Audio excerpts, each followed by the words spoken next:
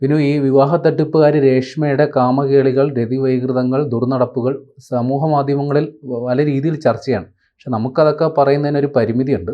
നമുക്ക് പ്രേക്ഷകരോട് പറയാൻ പറ്റുന്ന കാര്യങ്ങൾ മാത്രം. എന്താണ് ഇതിൻ്റെ പിന്നിലുള്ള അണിയറക്കഥ? ഇത്ര മാത്രം വിവാഹ തട്ടിപ്പ് നടത്താൻ ഒരു പെൺകുട്ടിക്ക് എങ്ങനെ സാധിച്ചു? തീർച്ചയായും ഒരു 30 വയസ്സുള്ള രേഷ്മ എന്ന് പറഞ്ഞൊരു പെൺകുട്ടിയാണ് ഇപ്പോൾ 10ലധികം വിവാഹ തട്ടിപ്പ് നടത്തിയത്. ഒപ്പം ഈ വിവാഹം കഴിച്ചവരെല്ലാം മെയിൻറ്റെയിൻ ചെയ്ത് കൊണ്ടുപോകാനും രേഷ്മയ്ക്ക് കഴിയുന്നു എന്നുള്ളതാണ് ഏറ്റവും വലിയൊരു പ്രത്യേകത. അതായത് ഒരു രീതികൾ, ഈ വിവാഹ തട്ടിപ്പുമായി ബന്ധപ്പെട്ടുള്ള രീതികൾ പുറത്തു വന്നു. ഈ മാട്രിമോണിയൽ വഴി കോണ്ടാക്റ്റ് ചെയ്യും. ഓരോ പുരുഷന്മാരുടെ ഈ വിവാഹ പരസ്യം കണ്ടിട്ട് കോണ്ടാക്ട് ചെയ്തിട്ട് അവരെ വിശ്വാസത്തിലെടുക്കും. അതായത് താനൊരു ദരിദ്രയാണെന്നും തനിക്ക് പൈസയില്ല, അനാഥയാണെന്നൊക്കെ പറഞ്ഞ് അവരുടെ സെൻറ്റിമെൻറ്റ്സിന് വിധേയമായ ശേഷം അവരപ്പോൾ ഇവളുടെ ഇതിൽ വീണതിന് ശേഷം അവരേറ്റെടുത്ത് അവർ തന്നെ സ്വർണ്ണമൊക്കെ വാങ്ങി വിവാഹം കഴിക്കും, അല്ല അമ്പലത്തിലൊക്കെ വെച്ചിട്ട്.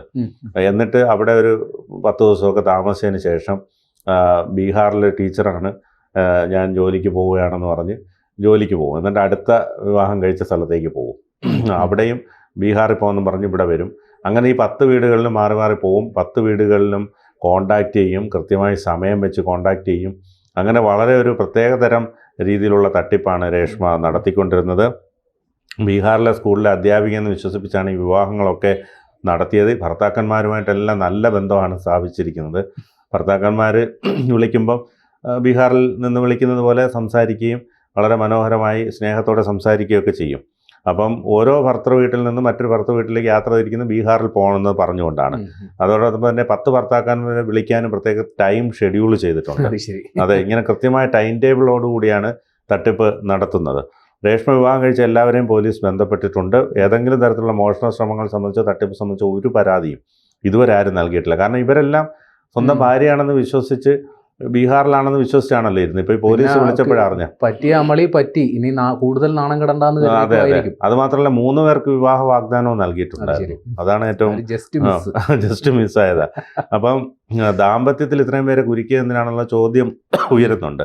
2 കാര്യങ്ങളാണ്. ഒന്ന് സാമ്പത്തിക തട്ടിപ്പും ഒപ്പം ഈ ലൈംഗിക താല്പര്യങ്ങളും തന്നെയാണ് അവരെ ഈ ഇത്രയും വിവാഹത്തിലോട്ട് എത്തിച്ചത്. ഒരു കുട്ടി മാത്രമേ അവർക്ക് ഉള്ളൂ, അതുണ്ടായി. ആ ഒരു വർഷം മാത്രമാണ് വിവാഹം കഴിക്കാതിരുന്നത്. പ്രഗ്നന്റ് ആയിട്ടിരുന്ന ഒരു വർഷത്തോളം മാത്രമാണ് ബ്രേക്ക് എടുത്തിരുന്നു.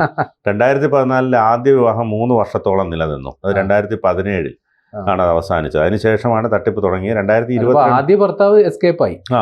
2022 ആയപ്പോഴേക്കും രേഷ്മ 4 വിവാഹങ്ങൾ കഴിച്ചു. തിരുവനന്തപുരം സ്വദേശി കഴിച്ചു, അങ്കമാലി, തൊടുപുഴ, വാളകം സ്വദേശികളുമായിട്ട് വിവാഹം കഴിഞ്ഞു. US നേഴ്സായ തൊടുപുഴ സ്വദേശിയും തട്ടിപ്പിനിരയായിട്ടുണ്ട്. ഇയാൾ ഫെബ്രുവരി 17 നാട്ടിലെത്തി. 19 രേഷ്മ വിവാഹം കഴിച്ചു. 24 അതായത് 5 ദിവസം മാത്രമേ കഴിഞ്ഞുള്ളൂ. 5 ദിവസത്തിന് ശേഷം ഇയാൾ വീണ്ടും US മടങ്ങി.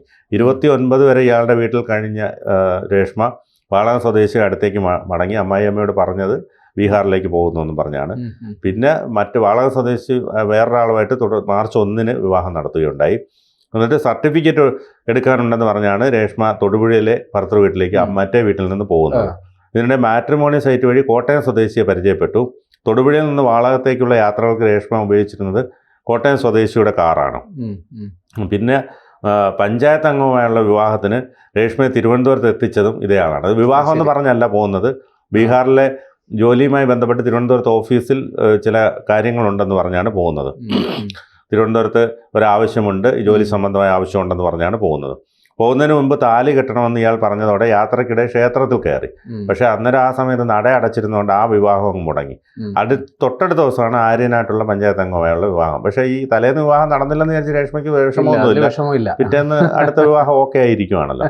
അതേസമയം വിവാഹശേഷം കൂടുതൽ കാലം ഒന്നിച്ച് ജീവിച്ചത് കൊല്ലം സ്വദേശിയോടൊപ്പം എന്നുള്ളതാണ് റിപ്പോർട്ടുകൾ. അത് കൊല്ലംകാർക്ക് ഒരു വിധത്തിൽ അഭിമാനിക്കാം. ഇതെല്ലാം കൊല്ലത്താണല്ലോ. അതെ, ഈ ബന്ധത്തിലായിരുന്നു കുഞ്ഞുണ്ടായത്. അതിലെന്തായാലും കുഞ്ഞുണ്ടാവേണ്ടി വന്നു. പിന്നെ പിടിയിലാകുമ്പോൾ നെടുമങ്ങാടിന് സമീപത്തെ പഞ്ചായത്ത് അംഗം, കോട്ടയം സ്വദേശി, തിരുമല സ്വദേശി എന്നിവർക്കും വിവാഹ വാഗ്ദാനം നൽകിയിരുന്നു. ഈ പിടിയിലാവുന്ന സമയത്ത് 3 പേർക്ക് വിവാഹ വാഗ്ദാനം നൽകിയിരുന്നു. 1, 2 അല്ല 3 പേർക്ക് തന്നെ അത് കൃത്യമായി കൊടുത്തു. 3 അതെ അതെ. പഞ്ചായത്ത് അംഗവുമായുള്ള വിവാഹ ദിവസം കുളിക്കാൻ പോകുന്നു എന്ന് പറഞ്ഞ് കുളിമുറിയിൽ കയറി, പക്ഷെ കുളിച്ചില്ല. അത് അവിടുത്തെ പ്രതിശ്രുത വരൻ്റെ സുഹൃത്തിൻ്റെ ഭാര്യയെ കണ്ടുപിടിച്ചു. കാരണം മറ്റു കുറേ പ്ലാനിങ്ങുകൾ കുളിമുറിക്കകത്ത് വെച്ച് നടത്തി. അപ്പോൾ ആ സമയത്ത് ഈ വെള്ളം വീഴുന്ന ശബ്ദമൊന്നും കേൾക്കാത്തതുകൊണ്ട് അവർക്ക് സംശയം തോന്നിയതുകൊണ്ട് അവർ നോക്കിയപ്പോൾ കുളിമുറിയിൽ കുളിച്ചതിൻ്റെ ലക്ഷണങ്ങൾ കണ്ടില്ല. അപ്പോൾ കല്യാണ ദിവസം പോലും കുളിക്കുന്നില്ല എന്നുള്ളൊരു കാര്യം കൂടി വ്യക്തമായി. ഏതായാലും ഈ ബ്യൂട്ടി പാർലർ കയറിയ സമയത്താണ് ഈ മുൻ വിവാഹ സർട്ടിഫിക്കറ്റുകൾ ഇവർ ബാഗിൽ നിന്ന് ഈ സ്ത്രീയും ആ പഞ്ചായത്ത് അംഗവും ചേർന്ന് കണ്ടെടുത്തത്. അപ്പോൾ അതോടെയാണ് രേഷ്മയ്ക്ക് പിടി വീണത്. ഈ സംസ്കൃതത്തിൽ ബിരുദാനന്തര ബിരുദവും PhD ഉണ്ടെന്നാണ് രേഷ്മ പലരോടും പറഞ്ഞ് വിശ്വസിപ്പിച്ചിരുന്നത്. സംസ്കൃതമൊക്കെ അറിയാമല്ലേ? സംസ്കൃതം അറിയാമെന്ന് തോന്നുന്നു. തീവണ്ടി യാത്രയ്ക്കിടയിൽ പരിചയപ്പെട്ട അങ്കമാലി സ്വദേശി, തിരുവനന്തപുരം, കൊല്ലം, തൊടുപുഴ, വാളകം സ്വദേശികൾ എന്നിവരെയും വിവാഹം ചെയ്തതായി വിവരമുണ്ട്. കൊല്ലം സ്വദേശിക്കൊപ്പമാണ് ഞാൻ നേരത്തെ പറഞ്ഞ പോലെ കൂടുതൽ കാലം ജീവിച്ചത്. ഭൂരിഭാഗം ഭർത്താക്കന്മാരെയും ഒരാഴ്ചയ്ക്ക് ശേഷം ഉപേക്ഷിച്ച് പോകും. പക്ഷെ ഉപേക്ഷിച്ച് പോയാലും ഉപേക്ഷിച്ചെന്ന് പറഞ്ഞല്ല പോകുന്നത്, ബീഹാറിലേക്ക് പോകുന്നു. ചേട്ടാ കാത്തിരിക്കും, അത് ഞാൻ വരുന്നു. ബീഹാറിലൊക്കെ ആകുമ്പോൾ ഒരു 3-4 മാസം വെയിറ്റ് ചെയ്യുമല്ലോ. അപ്പോൾ അങ്ങനെ പിന്നെ ലീവ് കിട്ടുന്നില്ലെന്നൊക്കെ പറയാം. പക്ഷെ ഇവരെല്ലാം വിളിച്ച് മെയിൻറ്റെയിൻ ചെയ്യുന്നുണ്ട്. ചിലപ്പോൾ ഒരുപക്ഷെ സാമ്പത്തികമായിട്ടും പൈസ ഇല്ല എന്ന് പറഞ്ഞിട്ട് അതൊക്കെ വാങ്ങുന്നുണ്ടോ ഉണ്ടാവണം. അതുകൊണ്ടല്ലേ ഇത്രയും സ്ഥലങ്ങളിൽ പോകാൻ പറ്റുന്ന ലക്ഷറി ജീവിതമായിരിക്കും ഒരു പക്ഷേ. ഈ ബോയിങ് സിനിമയുടെ അകത്ത് മോഹൻലാലിന്റെ കഥാപാത്രം ഒന്നിലധികം കാമുകിമാരെ മെയിൻറ്റെയിൻ പാട് അതുപോലെയാണ്. അതുപോലെ തന്നെ നാഗേന്ദ്രന്റെ ഹണിമൂൺ എന്ന് പറഞ്ഞൊരു വെബ് സീരീസ്, സുരാജ് വഞ്ഞാറമൂണിന്റെ, അതിലും വിവാഹ തട്ടിപ്പ് നടത്തുന്നത്. സാധാരണ പുരുഷന്മാർ ഒരുപാട് വിവാഹ തട്ടിപ്പുകൾ നടത്താറുണ്ട്, സാമ്പത്തികത്തിന് വേണ്ടിയും മറ്റുമൊക്കെ. പക്ഷേ ഒരു സ്ത്രീ ഈ പറഞ്ഞതുപോലെ ഇത്രയും വിവാഹ തട്ടിപ്പ് നടത്തുന്നത് ഒരു ഗിന്നസ് ബുക്ക് റെക്കോർഡ് എന്ന് വേണമെങ്കിൽ പറയാം. അതുമാത്രമല്ല, ഈ കാണക്കാരി സ്വദേശിയായിട്ടുള്ളൊരു സ്ത്രീ പണ്ട് കുറേ അത് 3-4 വിവാഹങ്ങളാണ്. അത് അന്ന് വലിയ വാർത്തയായിരുന്നു. പക്ഷെ അതിനുശേഷമെന്നല്ല, നമ്മൾ ഇതുവരെ ഇത്രയൊരു വിവാഹ തട്ടിപ്പ് 1, 2, 3 ഒക്കെ കണ്ടിട്ടുണ്ട്. പക്ഷെ ഇതിപ്പോൾ 10 പേര് ഔദ്യോഗികമായിട്ട് 3 പേർക്ക് വിവാഹ വാഗ്ദാനം നൽകിയിരിക്കുന്നുണ്ട്. എന്തായാലും ഒരുപാട് പേര് രക്ഷപ്പെട്ടു. ജയിലിൽ അവൾ ആവശ്യപ്പെട്ടതും അത് തന്നെയാണ്, എന്നെ പുറത്തു വിട്ടാൽ ഞാൻ ഇനിയും പോയി കല്യാണം കഴിക്കുമെന്നാണ് പറഞ്ഞത്. ഇനി ജയിലിനകത്ത് അവിടെ ജയിൽ വാർഡന്മാരെ പോലീസുകാരെയൊക്കെ കല്യാണം കഴിക്കുമെന്നുള്ളതാണ് നോക്കിയിരിക്കുന്നത്. ഏതായാലും ഒരു വലിയ വിവാഹ തട്ടിപ്പ് വീരയാണ് ഇത്തരത്തിൽ പിടികൂടിയിരിക്കുന്നത്. അതോടൊപ്പം തന്നെ ഇവർക്ക് ലൈംഗിക വൈകൃതങ്ങൾ ഉണ്ടെന്നടക്കമുള്ള കാര്യങ്ങൾ പോലീസ് ഇത്രയും വിവാഹമൊക്കെ കഴിക്കണമെങ്കിൽ സ്വാഭാവികമായിട്ട് അവരുടെ ഒരു മാനസികാവസ്ഥ അത് തന്നെ ആയിരിക്കണം. അതിൽ ഒരു ബന്ധത്തിൽ മാത്രമാണ് കുട്ടി ഉണ്ടായത്. ബാക്കി കുട്ടി ഉണ്ടാകാതിരിക്കാനൊക്കെ ഉള്ള എല്ലാ മുൻകരുതലുകളും എടുക്കുന്നുണ്ട്. കാരണം ഓരോ സ്ഥലത്തും ഇത് പോവുകയും പിന്നെയും വിവാഹം കഴിക്കേണ്ടതുകൊണ്ട് ഒരു കുട്ടിയൊക്കെ വന്നു കഴിഞ്ഞാൽ പ്രശ്നമാണ്. അപ്പോൾ അത് ഒരെണ്ണത്തിൽ മാത്രമാണ് പണി കിട്ടിയത്. അപ്പോൾ അങ്ങനെ ഒരു വിവാഹ തട്ടിപ്പുകാരി എന്ന് പറയുമ്പോഴത്തേക്ക് അത് കേരളത്തെ സംബന്ധിച്ചിടത്തോളം എല്ലാവരും വളരെ ആകാംക്ഷയിലും അല്ലെങ്കിൽ ഒരു കൗതുകത്തോടു കൂടി തന്നെയാണ് ഇതിനെ നോക്കിക്കാണുന്നത്. കാരണം ഇങ്ങനെയൊക്കെ ഒരു പെണ്ണിന് ചെയ്യാൻ കഴിയുമോ? അപ്പോൾ പാഞ്ചാലി എന്നൊക്കെ പറയുന്ന പോലെ ഇതിനെ ഏത് പേരിട്ട് വിളിക്കണം എന്നുള്ളതാണ് എല്ലാവരും നോക്കുന്നത്. വലിയൊരു തട്ടിപ്പാണ് ഇവിടെ പുറത്തു വന്നിരിക്കുന്നത്. ഉറപ്പായിട്ടും. കാര്യം ഇത് ഏറിയ പങ്ക് ഈ പുരുഷന്മാരുടെ ഒരു മാനസികാവസ്ഥയുണ്ടല്ലോ. അതായത് ഒരു പെണ്ണിനെ പ്രണയിച്ചു കഴിഞ്ഞാൽ പിന്നെ ഈ പൗരുഷം, ഗാംഭീര്യം എന്നൊക്കെ പറയുന്ന പിന്നെ അപ്രസക്തമാണ്.